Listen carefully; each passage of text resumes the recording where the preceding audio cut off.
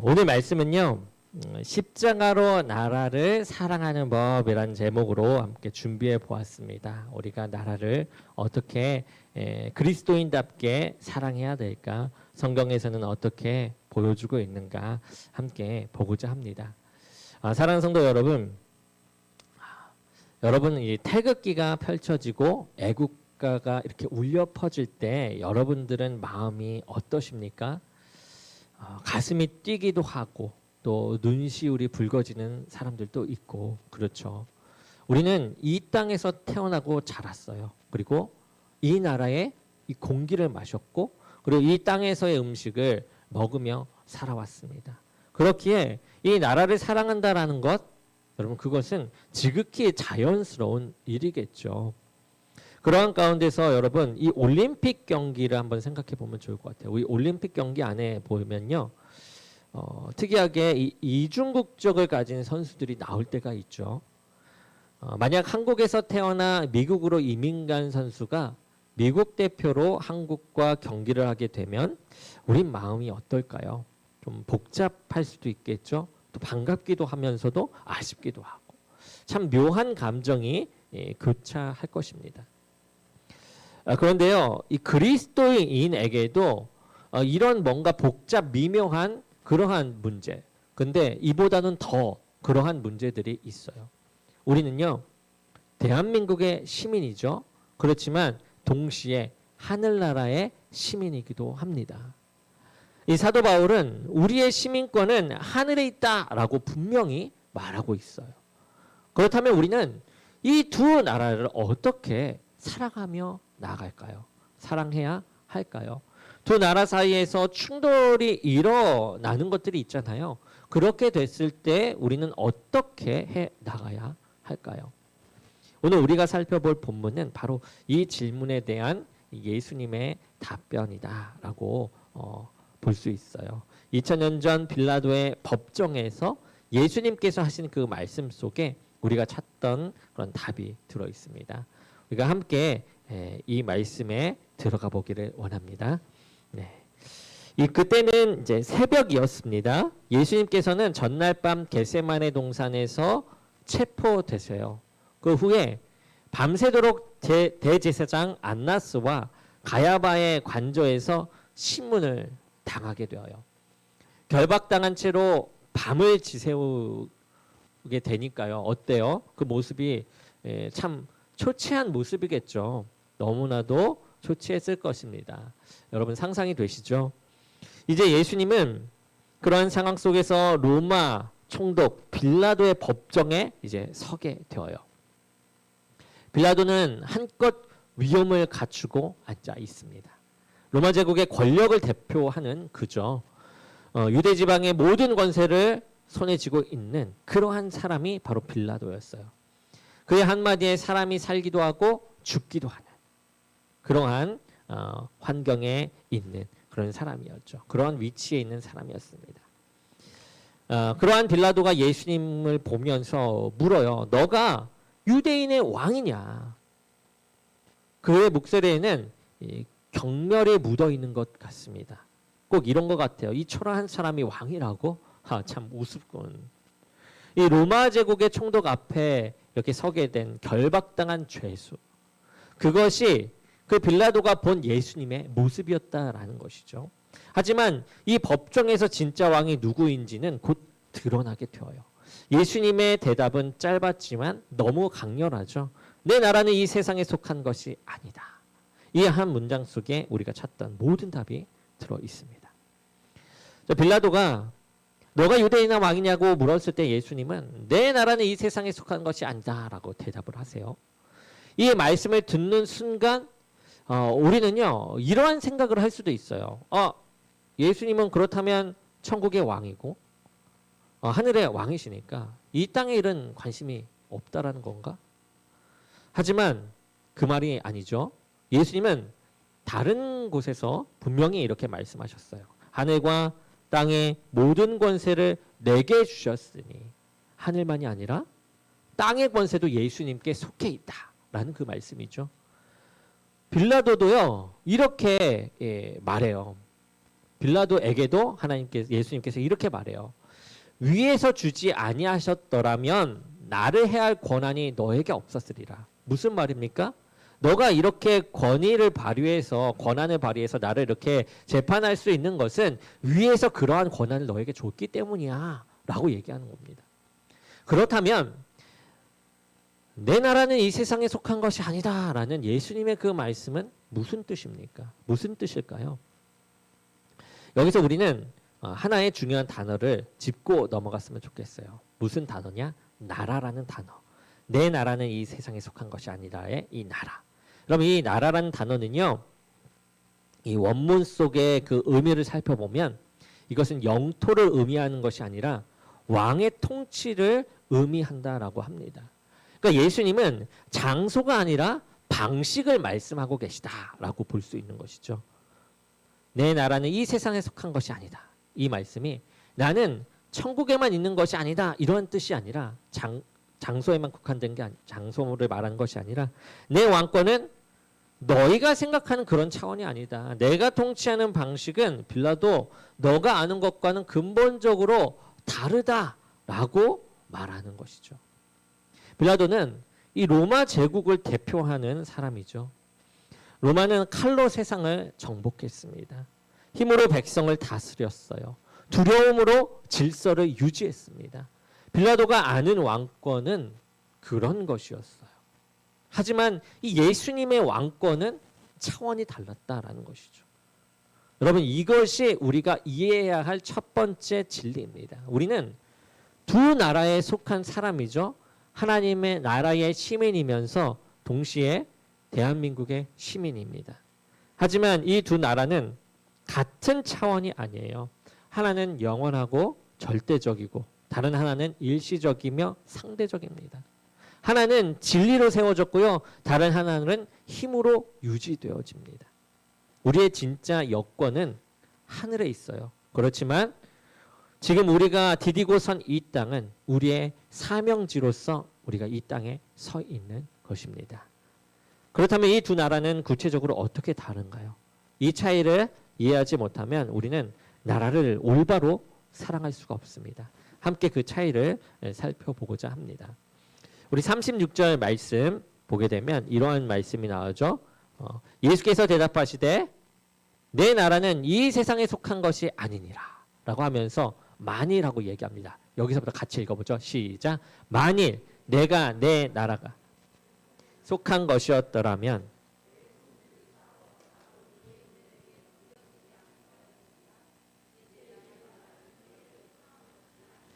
아멘. 이 예수님께서 빌라도에게 이렇게 말씀하신 것입니다. 여러분, 이 말씀 속에 두 나라의 근본적인 차이가 담겨져 있어요. 로마 제국을 한번 생각해 보죠. 200년간 지속된 팍스 로마나, 그러니까 로마의 평화는 어떻게 만들어집니까? 칼입니다. 로마 군대의 무력이었어요. 로마는 칼로 세상을 정복했고 힘으로 그 평화를 유지합니다. 빌라도가 아는 나라는 그러한 나라였어요. 힘이 있어야만 왕이 될 수 있고 무력이 있어야만 나라를 지킬 수 있다. 그렇게 믿었던 것이죠. 믿었습니다. 그렇게 믿을 수밖에 없는 그런 환경이기도 했고요. 그런데 예수님은 전혀 다른 말씀을 하고 계신 거예요. 내 종들이 싸우지 않는다. 그러니까 로마 제국은 자기들의 대장을 보호하지 않는 병사들은 어떻게 합니까? 처벌해요. 하지만 예수님의 제자들은 주님을 보호하기 위해 싸우지 않아요. 왜일까요? 하나님 나라는 그러한 방식으로 세워지지 않기 때문입니다. 이 진리를 가장 극적으로 보여주는 장면이 있어요. 겟세마네 동산에서 예수님께서 체포되시던 그날 밤, 베드로가 칼을 빼죠. 대제사장의 종 말고의 귀를 칩니다. 어떤 마음으로? 주님을 지켜야 한다. 그런 충성심이 넘치는 마음으로 베드로는 칼을 빼내어서 그러한 일을 행했어요. 하지만 예수님의 반응은 어떻습니까? 너의 칼을 도로 칼집에 꽂으라. 그리고 나서 말씀하시죠. 너는 내가 내 아버지께 구하여 지금 12군단 더 되는 천사를 보내시게 할 수 없는 줄로 아느냐? 무슨 말이에요? 여러분 한 군단이 6천 명입니다. 그러니까 12군단이면 7,200명의 천사들이죠. 예수님은 원하시기만 하면 그 엄청난 천사 군대를 부르실 수 있다라는 것이에요. 그렇게 하실 수 있었습니다. 하지만 부르지 않으셨죠. 여러분 왜일까요? 힘이 없어서가 아닙니다. 선택하신 것이에요. 하나님 나라는 힘으로 세워지지 않기 때문입니다. 십자가로 세워지는 것이고 고난으로 세워지는 것이며 사랑으로 세워지기 때문이에요. 여기서 우리는 또 하나의 중요한 단어, 뭐를 발견합니까? 진리를 발견하는 거죠. 예수님께서 빌라도에게 말씀하십니다. 37절 말씀이에요. 빌라도가 이르되 그러면 너가 왕이 아니냐? 예수께서 대답하시되 너 말이 맞다. 너 말과 같이 내가 왕이다 하면서 말씀하세요. 함께 읽어보겠습니다. 시작. 내가 이를 위하여 태어났으며 이를 위하여 세상에 왔나니.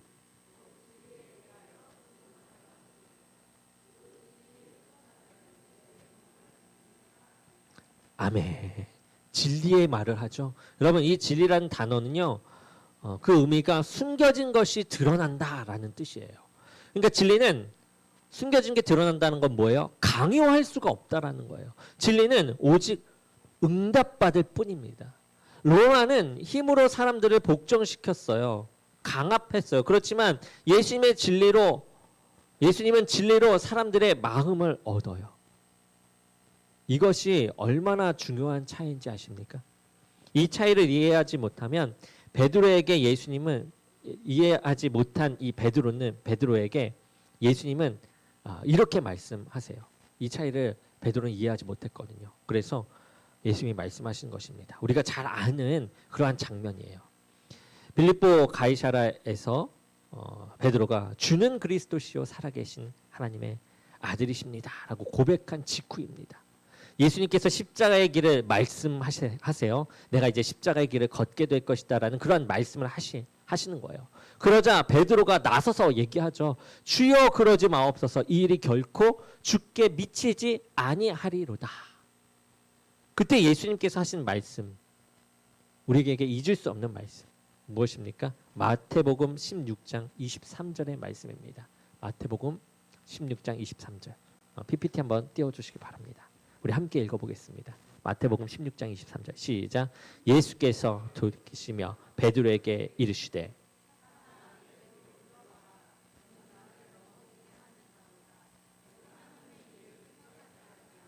도리어 사람의 일을 생각하는도다 하시고. 아멘. 자, 책망하시죠. 여러분 왜 이렇게 강하게 책망하셨을까요? 왜 그랬을까요? 베드로는 분명 예수님을 생각하면서 말한 것인데 예수님은 왜 책망하셨을까요? 그것도 사단아 내 뒤로 물러가라 이렇게까지 얘기하면서요. 십자가를 거부하는 것은 하나님 나라의 방법 자체를 거부하는 것이기 때문이었어요. 세상 방식으로 힘으로 무력으로 하나님 나라를 세우는 시도는 사단의 유혹과 다르지 않다라고 선언하는 것이기도 합니다. 세상은 힘으로 정복하지만 하나님 나라는 사랑으로 섬깁니다. 섬김 받아요. 여러분 이제 우리는 두 나라의 근본적 차이를 이해하게 되어요. 하나는 칼로, 다른 하나는 십자가로 세워집니다. 하나는 힘으로, 다른 하나는 진리로 백성을 얻어요. 그렇다면 이제 우리의 질문으로 이제 돌아오게 되죠. 우리는 그렇다면 어떻게 나라를 사랑해야 합니까? 세상의 방식으로 아니면 하나님 나라의 방식으로? 사랑하는 성도 여러분, 우리는 두 나라의 차이를 이해했어요. 우리는 이제 압니다. 우리가 어떻게 이 땅을 사랑해야 할지 이제는 그 암 가운데 세 가지로 정리해 보고자 합니다. 우리 그리스도인들의 나라 사랑이에요. 첫째, 우리는 하나님의 정의로 세상을 바라보아야만 합니다. 예수님께서 말씀하셨어요. 내 마음을 다하고 목숨을 다하고 뜻을 다하여 주 너의 하나님을 사랑하라 하셨으니 이것이 크고 첫째 되는 계명이요 둘째도 그와 같으니 내 이웃을 내 자신과 같이 사랑하라. 그리스도인의 나라 사랑은 여기서부터 시작되어요. 하나님 사랑 안에서 이웃 사랑과 조화를 이루며 나라를 사랑하는 것입니다. 세상은 말해요. 내 나라가 옳고 맞다라고 맹목적으로 믿어야 한다라고 말을 해요. 무조건 내 편을 들어라라고 말한다라는 거예요. 하지만 우리는 달라요. 우리는 먼저 질문합니다. 무엇이 정의로운가?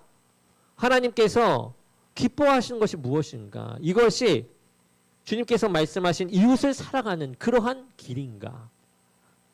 여러분, 이러한 질문들은요, 이러한 것은 비판적 사랑입니다. 그러니까 맹목적으로 하지 않는 사랑이에요.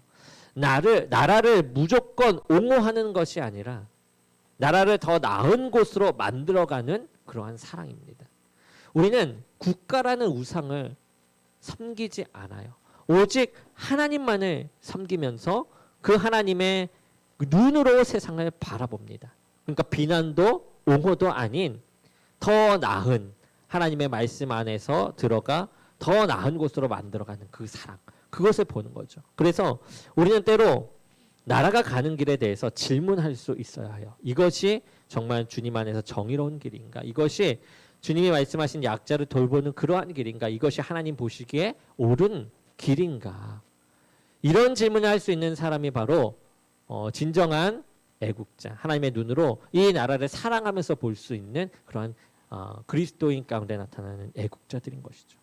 나라를 더 의롭게, 더 정의롭게, 더 하나님 뜻에 가깝게 만들어가는 사람들, 그러한 사람들이기 때문입니다. 우리의 나라 사랑은 그래서 배타적이지 않아요. 다른 나라 사람들을 적대하지 않습니다.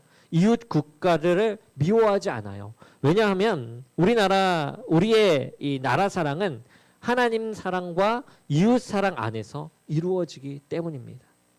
우리는 대한민국을 사랑하지만 그 사랑이 다른 민족을 향한 증오나 배타심으로 변질되도록 내버려 두지 않는다라는 것입니다. 이것이 비판적인 사랑이에요. 나라를 맹목적으로 옹호하는 것이 아니라 또한 나라를 맹목적으로 비난하는 것이 아니라 나라를 더 의롭게 만들어가는 그 사랑인 것입니다. 아멘.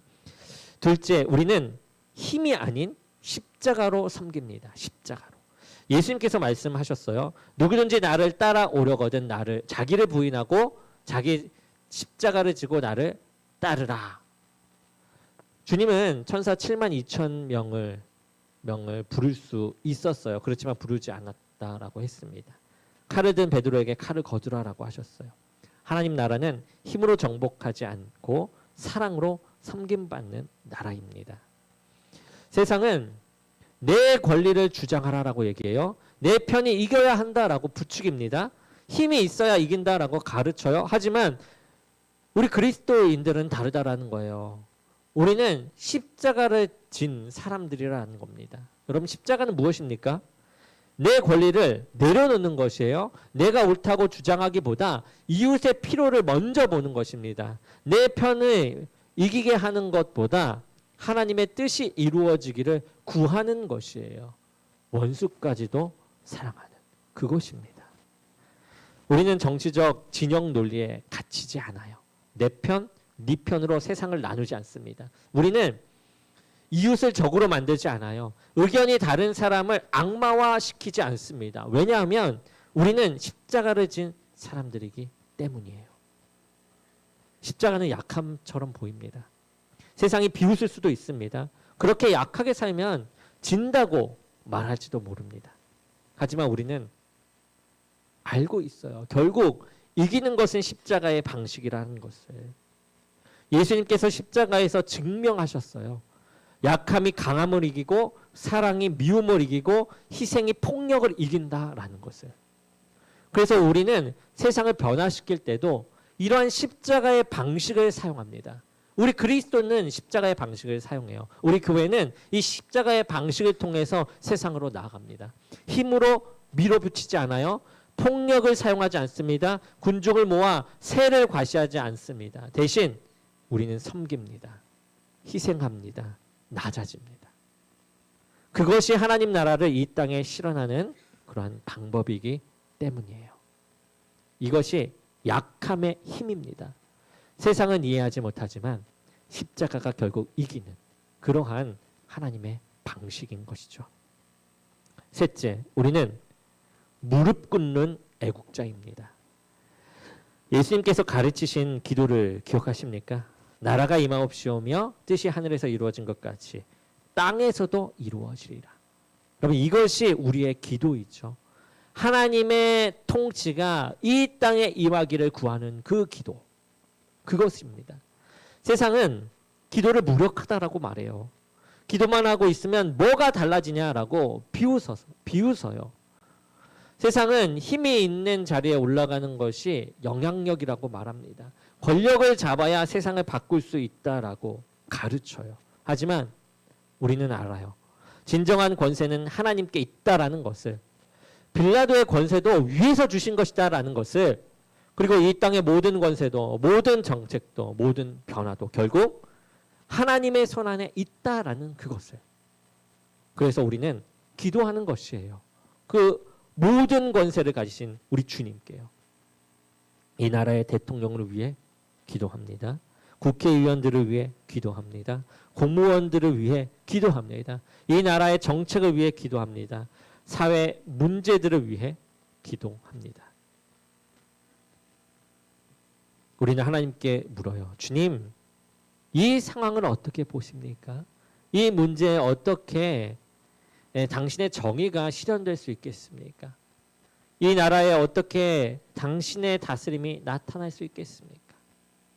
우리는 분노하거나 비난하기 전에요, 먼저 무릎 꿇고 나아가는 것입니다. 우리는 나라를 위해 칼을 들지 않고요, 무릎을 꿇습니다. 세상은 이것을 약함이라고 비웃을지 모릅니다. 하지만 이것이 하나님 나라의 방식이에요. 이것이 그리스도인 안에서 나타나는 진정한 애국입니다. 기도하는 사람들은 결코 절망하지 않아요. 세상이 아무리 어두워 보여도, 정치가 아무리 혼란스러워 보여도 우리는 알고 있죠. 이 모든 것 위에 하나님의 주권이 있다라는 것을, 하나님께서 역사를 이끌어 가신다라는 것을. 그래서 우리는 기도합니다. 하나님의 나라가 이 땅에 임하기를. 이것이 진정한 애국입니다. 하나님의 통치를 구하는 것, 무릎 꿇는 애국자들. 그것이 또한 우리입니다. 사랑하는 성도 여러분, 이제 우리가 알게 되었죠. 그리스도인이 어떻게 나라를 사랑하는가. 우리는 하나님의 정의로 세상을 바라봅니다. 십자가로 이웃을 섬기며 또한 기도로 하나님의 나라가 임하기를 구합니다. 이것이 세상과 다른 우리의 그리스도인들의 나라 사랑 방법입니다. 칼이 아니라 십자가입니다. 힘이 아니라 사랑입니다. 정복이 아니라 섬김입니다. 세상 방식이 아니라 하나님 나라의 방식인 것이죠. 사랑하는 성도 여러분, 우리는 두 나라를 사랑할 수 있는 축복받은 사람들이에요. 하늘의 시민을 가지고 땅에서 빛으로 살아가는 그러한 사람들입니다. 2000년 전 빌라도의 법정에서 예수님이 말씀하시죠. 내 나라는 이 세상에 속한 것이 아니다. 이 말씀 속에 우리가 찾던 답을 들었습니다. 우리의 나라는 차원이 달라요. 방법이 다릅니다. 그래서 우리의 나라 사랑도 다를 수밖에 없어요. 세상은 힘으로 이긴다라고 하지만 역사는 증명합니다. 결국 이기는 것은 사랑이고 진리고 희생입니다. 예수님께서 십자가에서 증명하셨어요. 약함이 강함을 이기고 고난이 영광으로 가는 길이며 섬김이 다스림보다 위대하다라는 것을. 그렇게 이제 우리가 함께 고백하는 것이죠. 나는 하늘의 시민이다. 땅의 빛이다. 십자가의 사랑으로 나아간다. 아멘. 우리가 우리 옆 사람에게 우리 함께 인사해 보죠. 하늘의 시민으로 살아갑시다. 땅의 빛으로 나아갑시다. 십자가의 사랑으로 나아갑시다. 아멘. 하나님의 나라의 방식으로 이 땅을 사랑하며 진정한 애국자로 세상의 빛으로 살아가는 저와 여러분이 되기를 주님의 이름으로 간절히 축원합니다.